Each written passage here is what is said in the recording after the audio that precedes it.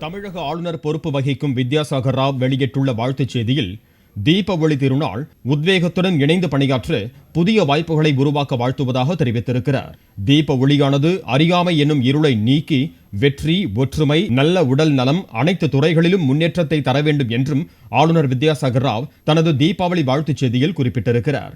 தீபாவளி கொண்டாடும் அனைத்து மக்களுக்கும் தனது நெஞ்சார்ந்த வாழ்த்துக்களை தெரிவித்துக் கொள்வதாகவும் ஆளுநர் வித்யாசாகர் ராவ் கூறியுள்ளார்.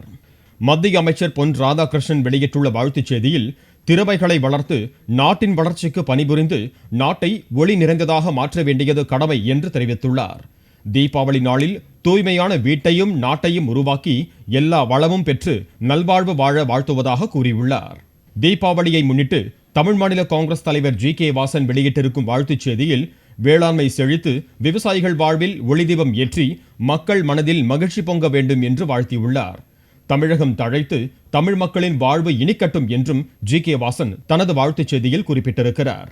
தமிழ்நாடு காங்கிரஸ் கமிட்டி தலைவர் திருநாவுக்கரசர் வெளியிட்டிருக்கும் வாழ்த்துச் செய்தியில், இந்திய நாட்டில் இருள் அகன்று ஒளி பிறக்கட்டும் என்று தெரிவித்துள்ளார்.